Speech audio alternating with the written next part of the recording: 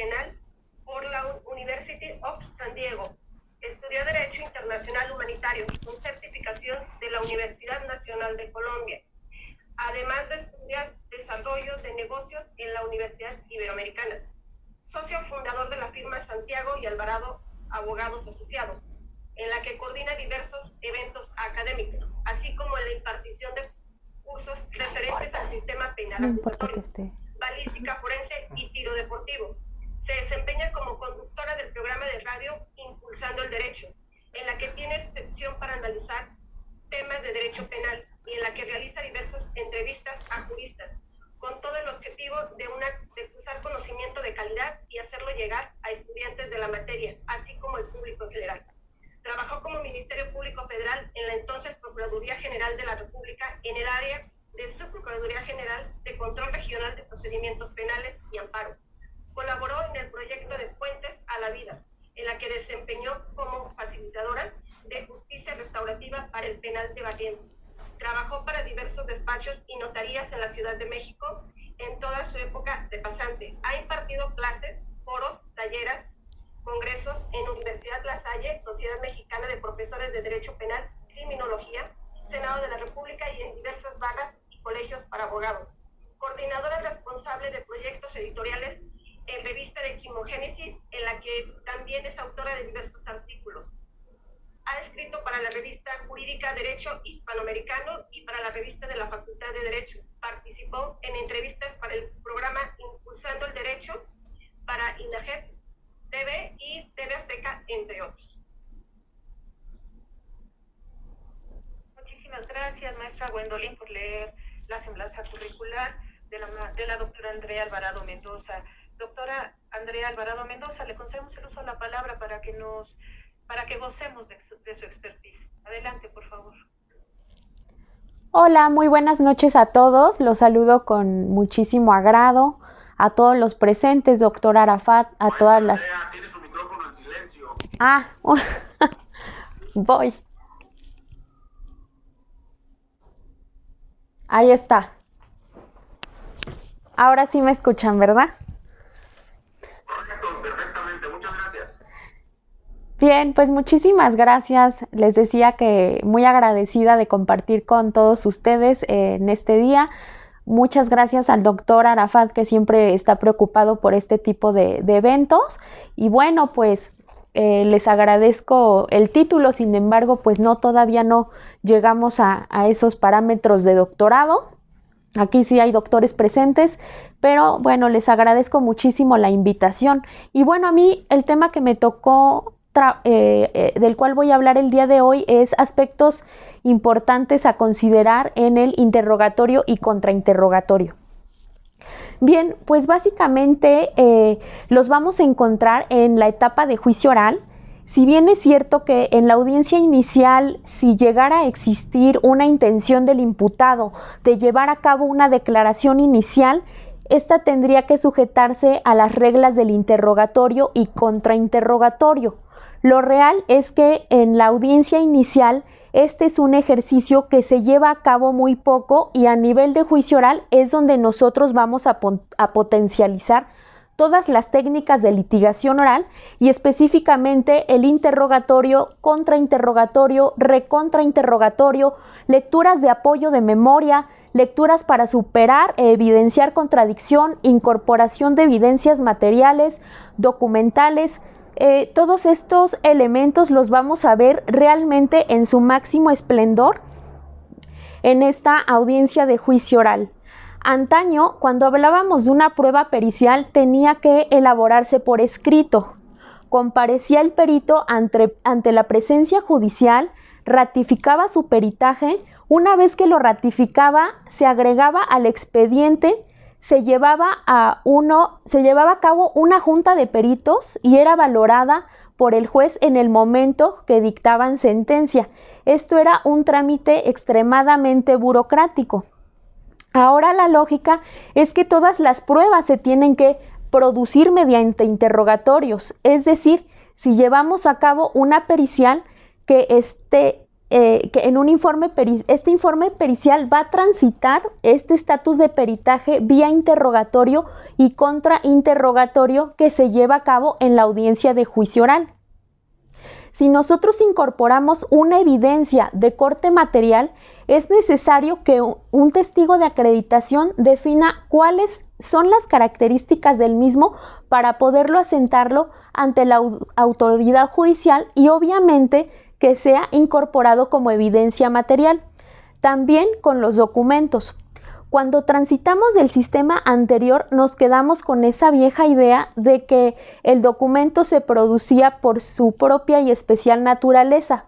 Ahora, un testigo que tiene que incorporar el documento, señalar determinadas características y con eso vamos a incorporarlo en el documento.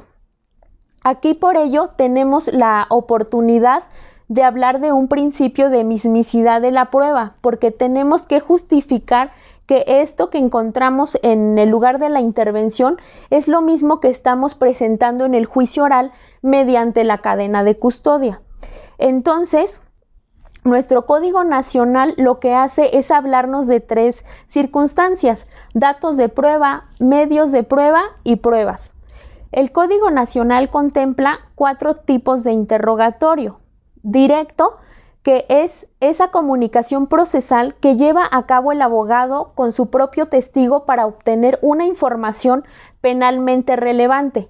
El contrainterrogatorio es la comunicación que lleva a cabo el abogado de la contraparte con el testigo que tú has presentado y el objetivo es deshabilitar al testigo o deshabilitar el testimonio. Ahora bien, si yo llego a desacreditar a tu testigo, tienes la oportunidad de un redirecto. Esto está en el 372 del Código Nacional.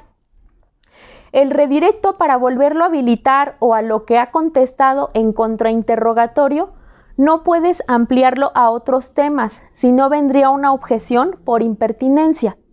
Y si es que tú vuelves a habilitar a tu testigo, la contraparte tiene la posibilidad de llevar a cabo un contrainterrogatorio, es decir, una última oportunidad de deshabilitar en definitivo al testigo y al igual tiene como base las respuestas que ha dado el testigo en el redirecto. Anteriormente uno llevaba sus preguntas por escrito, ahí ibas tachando qué pregunta sí pasaba, qué pregunta no pasaba, etc. Ahora el modelo acusatorio, la verdad es que no nos exige que llevemos las preguntas como tal formuladas por escrito, pero lo lógico es que tú no lleves esas preguntas por escrito. Tenemos que irnos amoldando al momento procesal. Tenemos que tener la habilidad de improvisación sin llegar al extremo de ser irresponsables profesionalmente hablando, a partir de la serie de temas que tengas que ir construyendo. A partir de ahí vas a ir construyendo tus preguntas, de tal manera que si te llegan a objetar tú sepas en qué tema te encuentras y qué tema tienes que seguir trabajando. Una vez que lo agotas, pasas al siguiente tema y así sucesivamente. Por otra parte, un buen contrainterrogador tiene que tener una muy buena memoria y escuchar, no solo oír, escuchar, lo cual implica el razonar. Con ello, comprendes a dónde va la estrategia procesal de tu contraparte. Y si comprendes a dónde va la estrategia procesal de la contraparte, ubicaremos también ahí qué temas son donde yo puedo deshabilitar a ese órgano de prueba. De hecho, por una mera inferencia lógica, cuando se formula un contrainterrogatorio, tú tienes que saber qué te va a responder, porque si vas y haces una pregunta a ver qué te responde, o lo que se llama en el argot ir de pesca, pues te va a ir muy mal como contrainterrogador. Entonces, necesariamente tienes un esquema procesal en tu cabeza. Tú sabes hacia dónde te va a responder, pero esto a partir de una muy buena memoria, porque ubicas qué dijo, en qué momento y en qué momento lo dijo. El interrogatorio no está sujeto a ninguna limitación de tiempo. Entonces el tema siempre va al contra. El contra muchas veces llega a durar entre 10, 15, 20 minutos, bueno, a mí me ha pasado así, y pierde sentido porque los ritmos son diferentes. Y entonces aquí viene otra habilidad. Mientras el ritmo del directo tendrá que ser lento y pausado para que tú como testigo puedas recrear verbalmente ese suceso, yo como contrainterrogador tengo que formular las preguntas a un ritmo muy rápido a efecto de que tú puedas caer en una contradicción y yo logre evidenciarla para poder deshabilitarla. Mientras en el interrogatorio tenemos preguntas abiertas, en el contra tenemos preguntas cerradas. En el contrainterrogatorio también tienes que tener la habilidad de controlar a tu testigo. Por ejemplo, en la universidad nos mostraban que para controlar a un testigo le dijéramos con la palma de la mano así, perdone que lo interrumpa, pasemos a otro tema, y con esto no le permites al testigo que vaya a dar otra explicación y lo llevas a la siguiente pregunta, y así sucesivamente le vas indicando, tú le vas marcando el ritmo, vamos lento, y lo vas llevando al punto en el que tú controlas al testigo, porque lo peligroso en el contrainterrogatorio es que el testigo explique tales temas de forma muy detallada que lo que haga es que en vez de deshabilitarlo, tu contrainterrogatorio lo habilite más. Por ello, para todas estas habilidades sigue siendo importante la constante capacitación. Si no, por ahí nos van a, no sé, nos va a tocar un día un juez que nos pare de manos y nos saque de la audiencia, y pues ahí ande circulando nuestro video, ¿no? Yo al día de hoy espero que eso no me pase, pero pues bueno, puede pasar si se tiene notoria incapacidad de este tipo de temas. Lo lógico es avanzar y no retroceder para pues seguir viendo audiencias con muy buen nivel. ¿Cómo vamos a preparar a un testigo? Nosotros solemos prestarles a nuestros testigos audiencias pasadas para que vean cómo se llevan las audiencias, cómo se tienen que dirigir, cómo se contesta, etc. Ellos van viendo para que el impacto visual al momento de la audiencia no les sea difícil, para que al momento en el que llegan a la sala de oralidad no tengan como ese miedo, ese pánico escénico. Nosotros no los aleccionamos, se les da el conocimiento para que no les dé ese pánico. Se trata de que al prepararlo le aminoremos el estrés, lo cual va a permitir que el testimonio fluya de una mejor manera en la sala de oralidad, y obviamente siempre haciendo énfasis en que no es ni ético, ni moral, ni jurídicamente correcto que le demos un aleccionamiento a algún órgano de prueba. En cuanto a los peritos, por regla, pues sí tienen una preparación más amplia, son muy técnicos ellos en su mayoría, por ello tú los vas llevando, no sé, ejemplo, le preguntas a tu perito qué actividad realizó acorde a su expertise respecto a este tema, y él te va a decir, realicé un cronotanato diagnóstico, ¿no? Periódicamente que lo interrumpa, señor perito, ¿pudiera explicarnos qué es un cronotanato diagnóstico? Bueno, mire, pues es el análisis que yo llevo a cabo para determinar el momento exacto de la muerte a partir de los siguientes elementos, etcétera. Por eso tienes que tener tu escucha activa. Hay peritos ya muy acostumbrados a estas prácticas de juicio que no es necesario que tú los prepares, por el contrario, hay algunos que te asesoran a ti para saber qué preguntar a la contraparte. Por otra parte, el eslabón débil del sistema sigue siendo la policía. Sus capacitaciones no siguen siendo las adecuadas, mucho menos las condiciones en las que ellos trabajan. Por eso ellos son los más fáciles de abatir en un interrogatorio contra, o nos puede poner en problemas al ser él el primer respondiente. Yo pudiera llamar como testigo de acreditación para incorporar por medio de él y del perito una evidencia material que encontré. Entonces, si él no contiene los conocimientos previos y él me dice que en vez de tomar la evidencia material con un guante o con una pinza o cualquier insumo que evitara la contaminación del indicio, lo tomó con los dedos, pues evidentemente esto va a generar un resultado procesal adverso a los intereses de la persona que lo está presentando. Entonces la lógica de trabajar con la policía no es que sea un capricho o necesidad de los que somos litigantes, sino simplemente que es necesario que se trabaje con ellos porque al ser un eslabón importante del proceso penal nos puede llevar a resultados inadecuados derivado de las falencias en cuanto a su capacitación.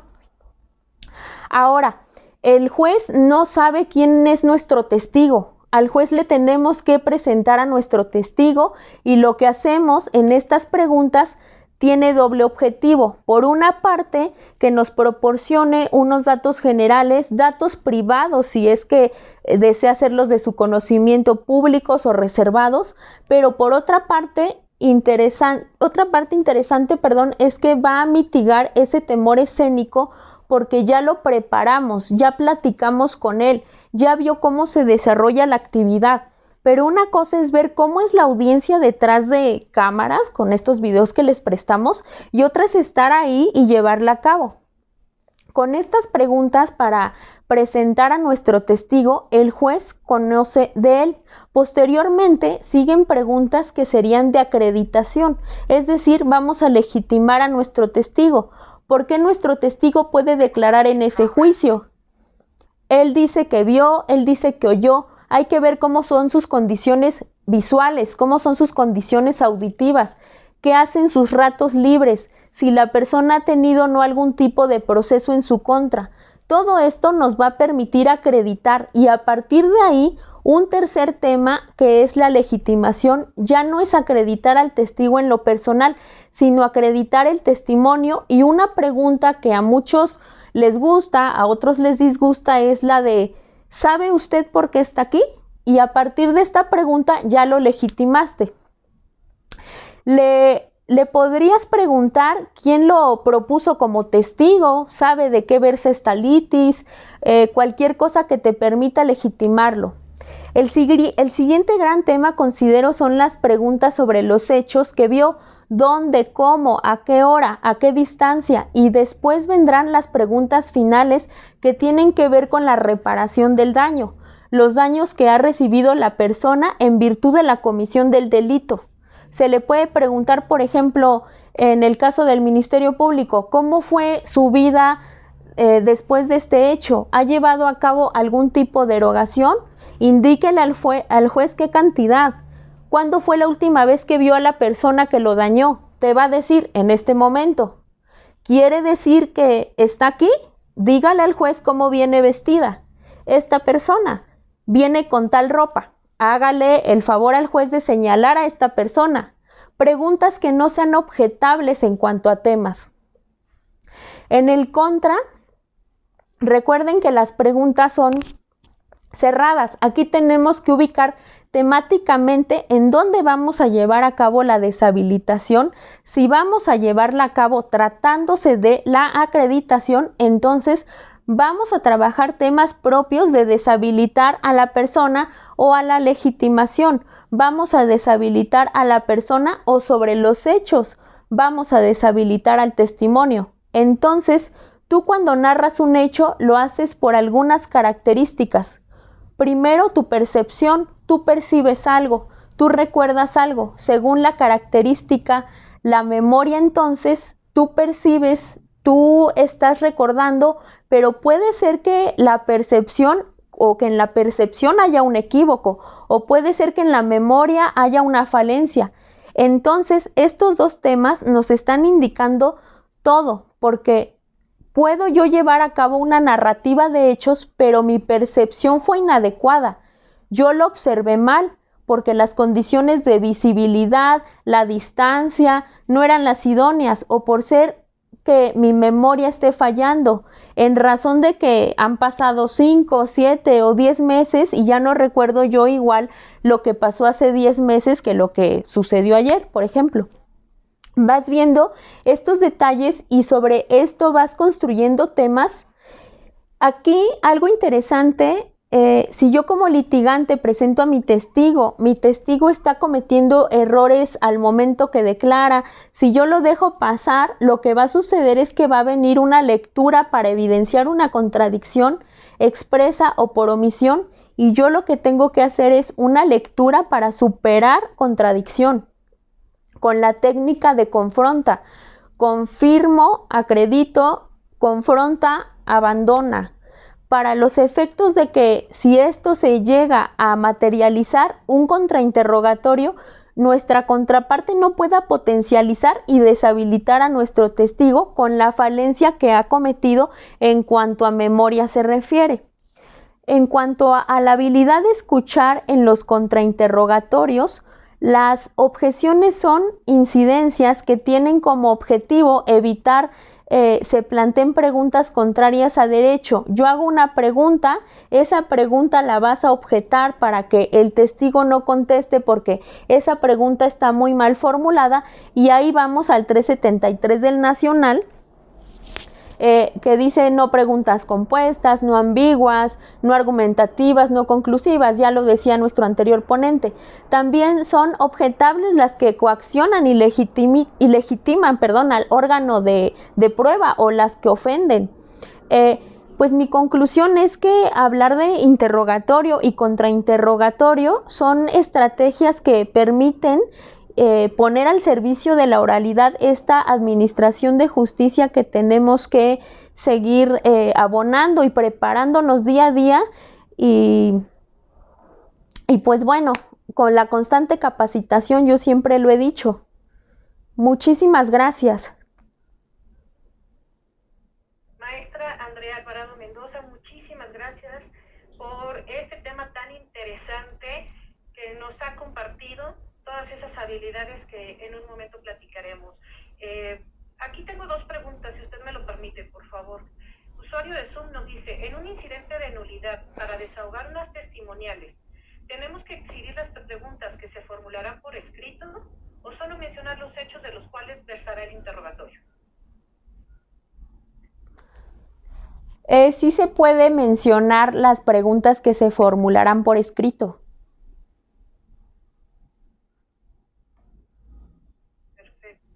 Gracias. Rafael Llerenas Ruiz nos dice, en un contrainterrogatorio no podemos limitar al testigo que de sus explicaciones sí hicimos una pregunta abierta. Caso contrario, ¿tendríamos que hacer nuestras preguntas cerradas? Así es, con preguntas cerradas, únicamente preguntas cerradas. Eso va a facilitar el contrainterrogatorio en ese tipo de casos. Extraordinario, maestra. Y hace rato teníamos la mano levantada del licenciado Juan Carlos, pero creo que la bajó. No sé si quiera hacer la pregunta o desestima su participación.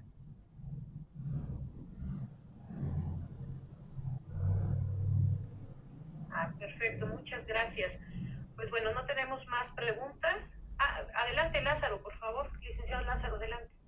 Sí, gracias. Maestra, buenas noches. Buenas noches, Lic Lázaro, buenas noches. Una de las cosas que me llamó la atención es respecto al tema que abordó, de presentarle al testigo al juez. Dio bastantes datos de la acreditación, legitimación, los hechos, todo esto, ¿no? Sí. Pero me llamó la atención respecto al señalamiento que en un momento dado pudiera hacer la víctima o el testigo al acusado. En este caso, yo creo que ese señalamiento se asemeja o va con la mano de un reconocimiento. Ese reconocimiento, obviamente que en la etapa de juicio ya no es el procedente porque es una técnica de investigación marcada en el 251, ¿no? Entonces, para mí que no es en un momento dado digno de valoración del juez el que en un momento dado, por ejemplo, la víctima lo señale al acusado, porque ¿a quién más es el que en un momento dado pudiera estar en el banquillo de los acusados si no es la persona totalmente identificable, ¿no? Hay casos que en un momento dado llevan a los acusados hasta con la vestimenta propia del cerezo, ¿no? En este caso, en el puerto de Veracruz, es naranjada. todos con traje, todos bien, y el único con el uniforme de preso, pues obviamente va a decir, pues él, aunque nunca jamás lo hayas visto, ¿no? ¿Qué consideración le merece esta situación? Mire, Elic, básicamente en el ejemplo que di o cuando suelo usarlo es por mera estrategia. Cada quien va armando su estrategia procesal. Esto no quiere decir que forzosamente se lo vamos a presentar al juez. Hay veces que depende o no, pero hablando de testigos en general, de algún perito, pues obviamente si yo quiero venderle al juez bien mi idea, pues le hablo un poquito también de quién es esa persona, ¿no? Como en los ejemplos que estaba dando, no tanto como señalar al imputado. Gracias. Por nada, Lic. Perfecto, muchísimas gracias. Rafael Castillo nos comenta que el procedimiento de reconocer personas está en el 277 del Código Nacional. Muchísimas gracias, Rafael Castillo, por esa aportación. Y pues muy bien, en este momento, de la pregunta que hizo el licenciado Lázaro, a mí me viene a la mente para que pongan en contexto todo lo que se ha comentado. En el Estado de México tenemos una burbuja. Entonces ahí es, bueno, si en Veracruz vienen de naranja, imagínense, en el Estado de México están guardados en una burbuja. Entonces cuando la víctima se le hace la pregunta de ¿reconoces a la persona que te violó, etcétera? Pues obviamente tienen que señalar al de la burbuja, ¿no? Hemos peleado mucho porque quiten esa burbuja, pero obviamente el Estado todavía no nos hace caso. Muy bien, maestra Andrea, muy buena su intervención respecto a las habilidades y aspectos a considerar en un interrogatorio y contrainterrogatorio. La buena memoria, el razonamiento, controlar al testigo es buenísima habilidad, preparar al testigo, y me encantó esa diferencia que hace entre preparar al testigo y aleccionar al testigo, ¿no? El aleccionamiento no es jurídicamente correcto, en palabras de la maestra Andrea Alvarado. La capacitación y tener una escucha activa, eso es extraordinario. Tomemos en cuenta todas esas habilidades que nos ha compartido la maestra Andrea con la experiencia que obviamente observamos que tiene, y finalmente pues obviamente las preguntas de interrogatorio que son abiertas y las preguntas de contrainterrogatorio que son cerradas. Le agradezco muchísimo, maestra Andrea, por esta gran intervención y todo el conocimiento que nos ha aportado. Muy bien, entonces ahora continuamos con, permítanme un segundo, seguimos